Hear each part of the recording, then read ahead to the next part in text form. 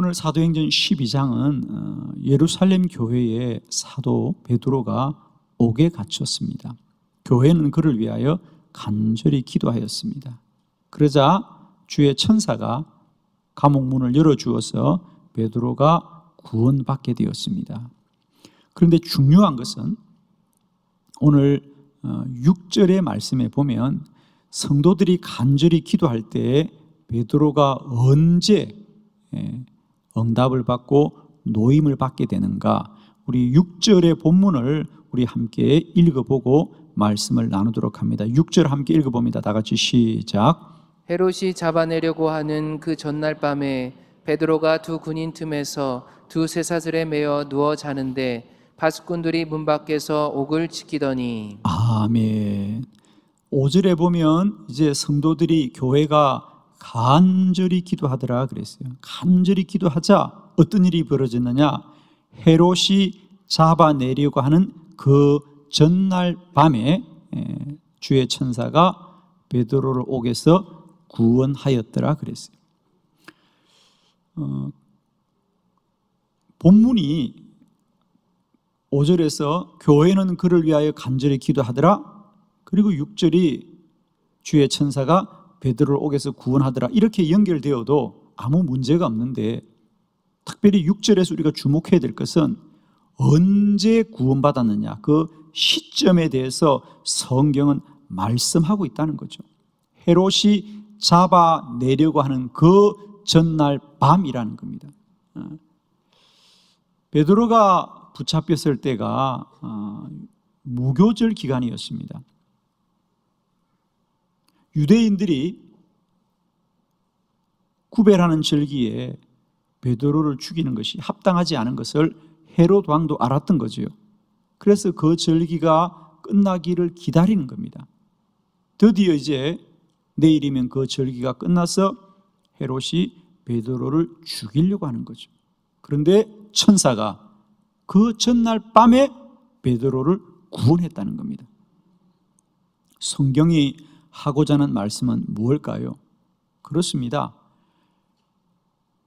베드로가 붙잡히던 그날부터 교회는 기도했을 것이고, 그들이 원하기는 기도하자마자 감옥의 문이 열리기를 원했을 테인데 감옥 문은 열리지 않습니다.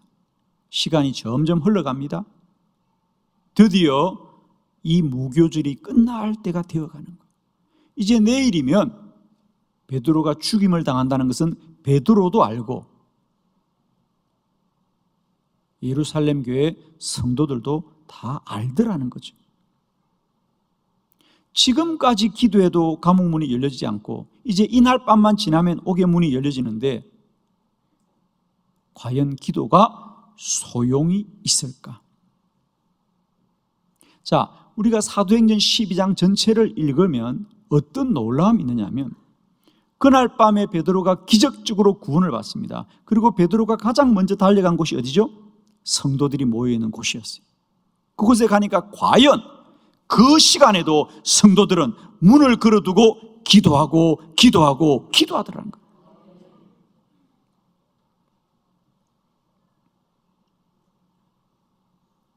모든 현상과 모든 정황이 불가능해 보여도 예루살렘 교회는 간절히 마음을 합하여 함께 기도할 때에 그들의 기도가 능력이 있어서 감옥의 문이 열려지더라 그랬어요. 우리가 기도하면서 실망하고 낙심하는 이유는 기도하지 않았어가 아닙니다. 누구나 다 기도를 합니다. 기도를 하지만 그 기도가 우리의 생각처럼 신속하게 우리의 뜻대로 이루어지지 않는 시험이 언제나 우리에게 있습니다. 성경은 말합니다. 기도로 돌파하라. 그 모든 시험을 이길 때까지 기도하고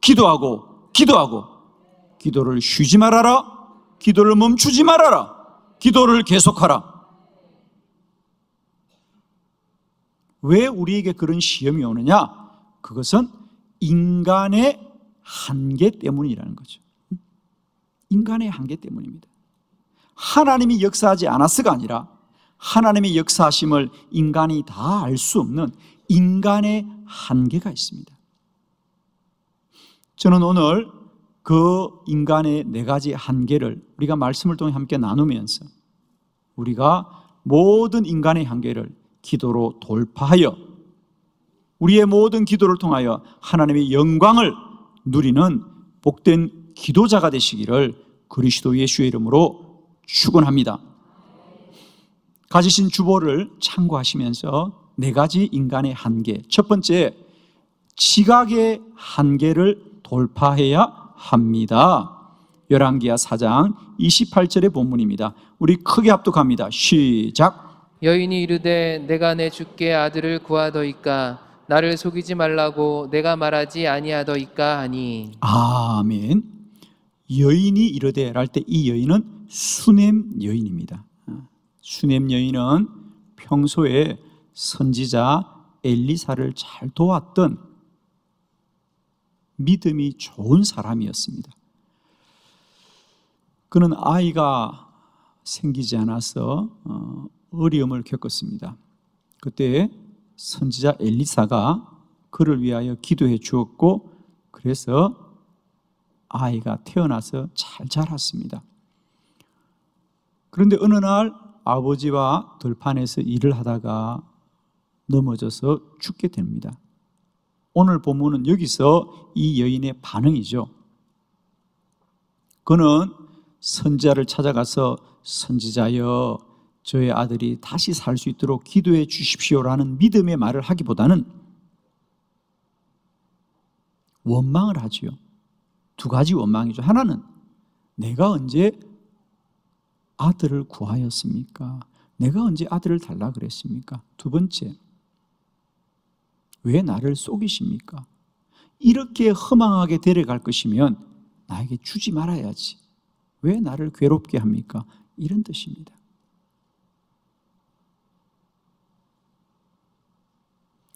아마 그가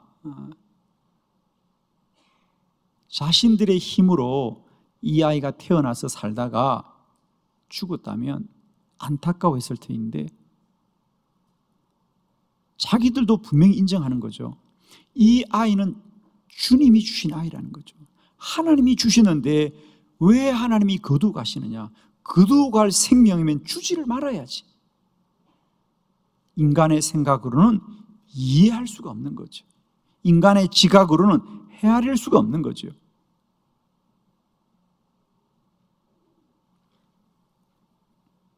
그렇습니다. 우리는 이해되지 않아도 다 헤아려지지 못해도 하나님을 믿어야 합니다. 이해할 수는 없어도 믿을 수는 있는 거죠. 이해할 수 없어도 기도할 수는 있는 거죠. 우리는 지금까지 살아오면서 세상의 모든 일이 다 이해가 되고 생각으로 내가 알아줘야만 산다고 생각하지만 우리는 다 이해할 수 없는 인생의 시간들도 살아야 합니다.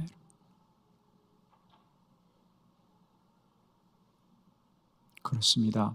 수넴 여인은 자신의 인생에 이 고난을 다 이해할 수 없어서 원망하고 탄식합니다. 그런데 선지자 엘리사는 그 죽은 아이를 위하여 기도하였더라. 그리고 하나님이 그 죽었던 아들을 살려주셨습니다. 여러분, 우리가 왜 기도해야 되냐고 이해되어서 기도하는 것이 아니라 내 삶의 환난과 고난이 무엇일지라도 우리는 오직 기도로만 돌파하고 기도로만 그 문제를 이길 줄로 믿습니다. 기도로 돌파하라. 지각의 한계를 돌파해야 됩니다. 인간의 생각은 완전하지 않습니다. 사람의 생각은 영원하지 않습니다. 사람의 생각은 진리가 아닙니다. 하나님만이 진리십니다. 하나님만이 영원하십니다. 하나님만이 우리를 사랑하십니다. 그러므로 우리는 더욱더 기도로 돌파하여서 오늘도 이해할 수 없는 내 삶의 고난 가운데도 하나님은 살아 역사하시고 나의 하나님을 믿으시고 기도로 돌파하는 믿음의 복된 근속들이 되시기를 축원합니다. 두 번째, 현상의 한계를 돌파해야 합니다.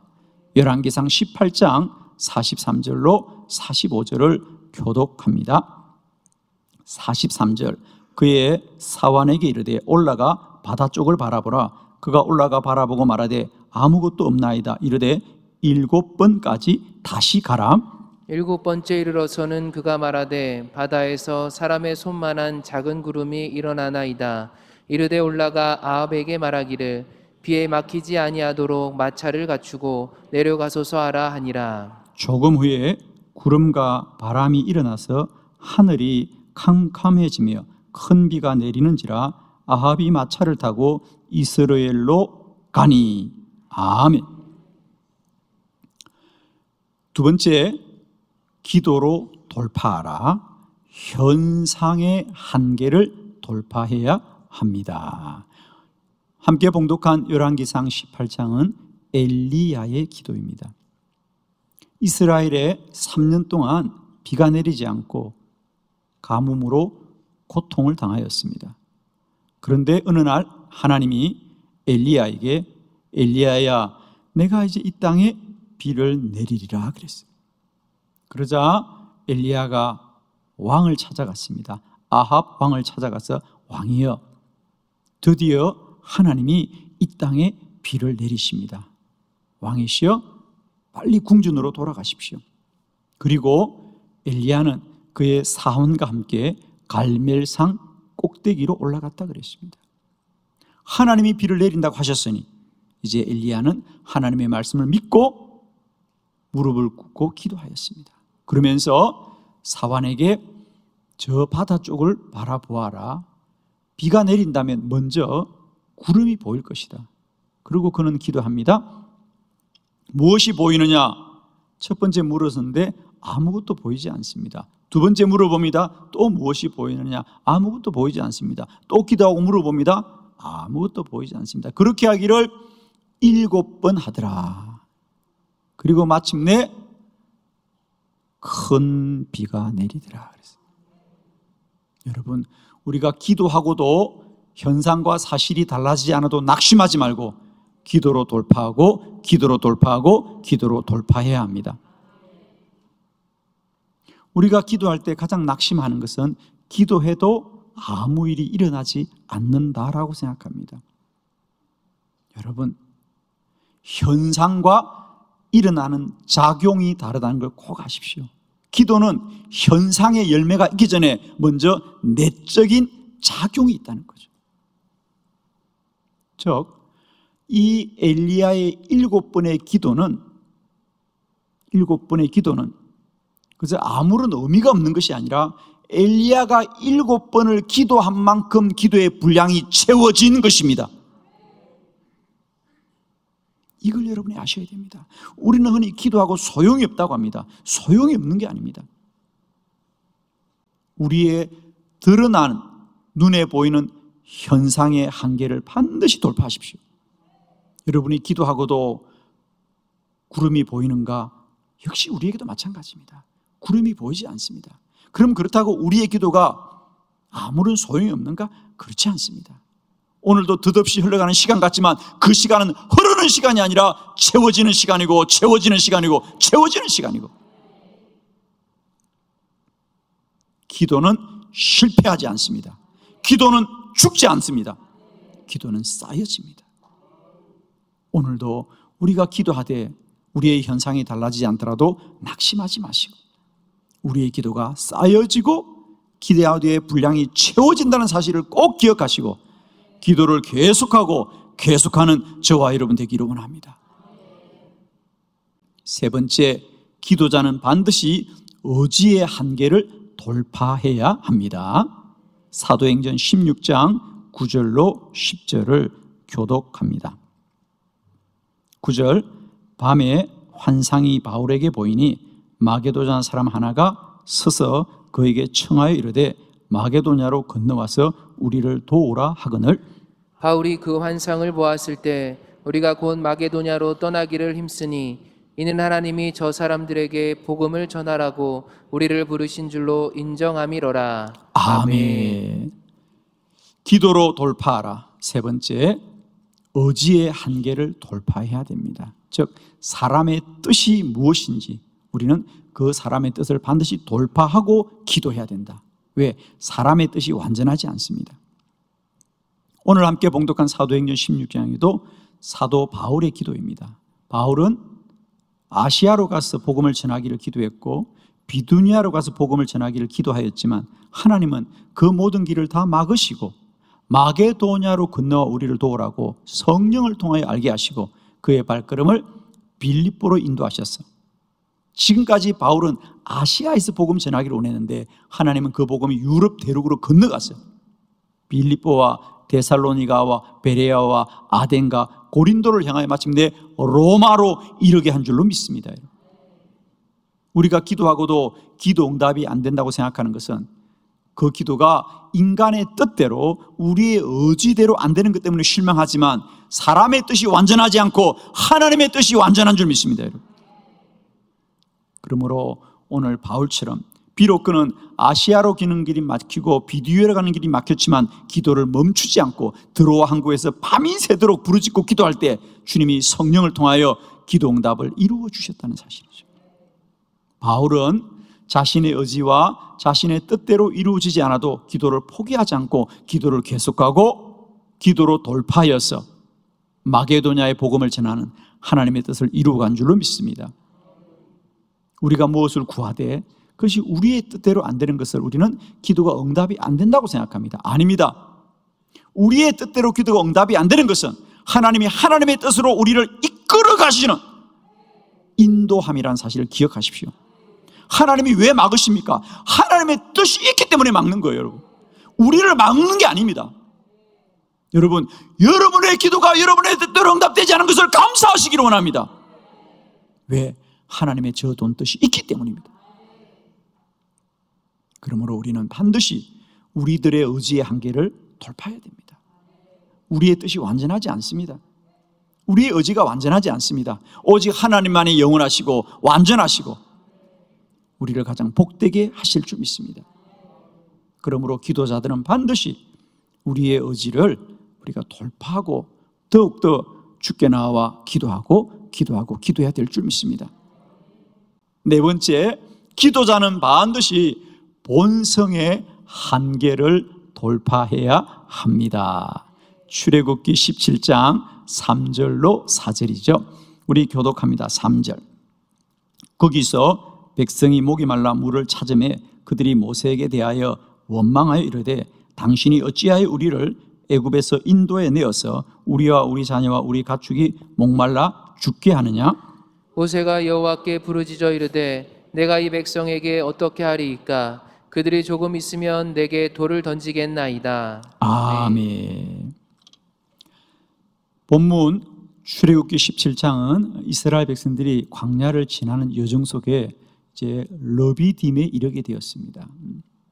그런데 그곳에 이르렀는데 마실 물이 없습니다. 지금까지 하나님이 인도해 오신 거거든요. 우리가 잘 알듯이 그들은 그냥 그들의 생각대로 온 것이 아니라 하나님이 불기둥과 구름 기둥으로 그들을 인도해 오셨습니다. 그러면 하나님이 인도한 이곳은 반드시 그들이 마실 물도 머무를 그늘도 다 있어야 될 것이에요. 그런데 성경에 보니까 물이 없더라 그랬어요. 그러자 그들이 다시 하나님을 원망합니다. 우리를 죽이려고 여기를 데려왔느냐 그럽니다. 하나님이 지난 여정 속에 그들과 어떻게 함께 하였는지는 우리보다 그들이 더 잘 알고 있습니다. 400년 종살이하던 그들을 유월절 여호와의 밤에 구원해냈던 것들, 그때 애굽의 장자들을 어떻게 하나님이 치셨던 것을, 그들이 홍해 바다 속에 어떤 기적이 일어났던 것을, 그들이 이 광야 속에 매일매일 만나가 어떻게 내렸던 것을, 불기둥과 구름 기둥으로 하나님이 어떻게 함께했다는 걸 너무도 잘 아는 그들인데 마실 물이 없다고 하나님이 우리를 죽이려고 하십니까? 우리는 삶의 어떤 고난과 환난을 만나면 우리가 기도해야 되겠다는 믿음보다는 우리의 본성이 이렇게 부정적이라는 겁니다. 원망이 먼저 나오고 불평이 먼저 나오고 염려와 근심이 먼저 내게 찾아옵니다. 이 본성을 이기고 기도로 돌파해야 됩니다. 기도는 부정적인 자신과의 싸움에서 승리하는 것이에요. 감사한 것은 이스라엘 백성들은 원망하지만 4절에 보면 모세는 여호와께 부르짖더라.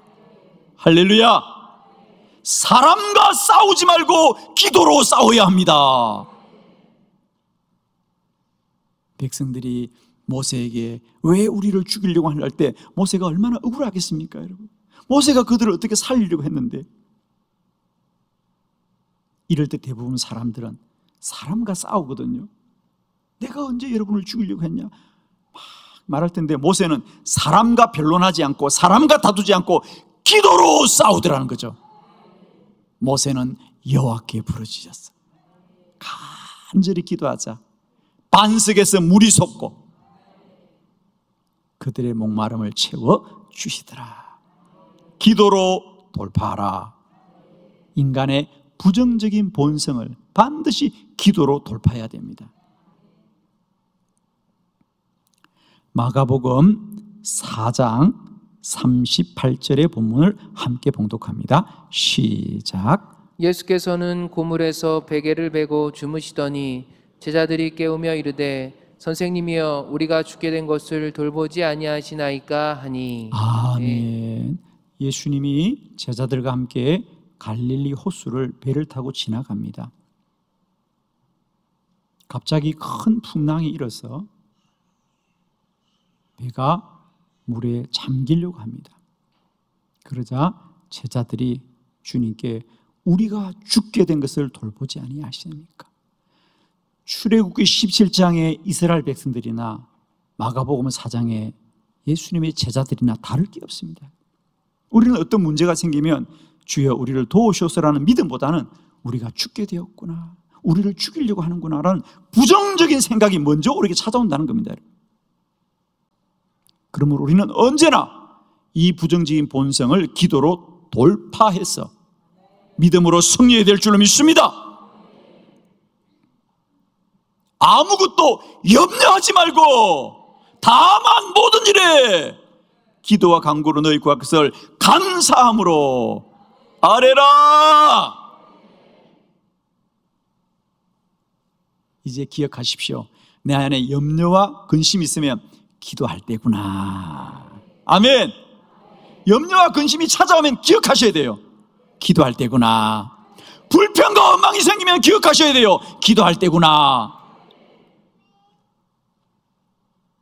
염려와 근심에 넘어지지 마시고 불평과 원망에 넘어지지 마시고 기도로 돌파하고 기도로 돌파하고 기도로 돌파해서 내가 염려해도 하나님은 복된 일을 계획하실 것이고 내가 원망해도 하나님 나에게 복된 일을 계획하실 걸 믿으시고 기도로 돌파하십시다. 사랑하는 성도 여러분, 축복합니다. 이제 우리 모두는 지각의 한계를 돌파해야 될 줄로 믿습니다. 현상의 한계를 돌파해야 될 줄로 믿습니다. 인간의 의지의 한계를 돌파해야 될 줄로 믿습니다. 본성의 한계를 돌파해야 될 줄로 믿습니다. 영광스러운 기도자가 되시기를 그리스도 예수의 이름으로 축원합니다.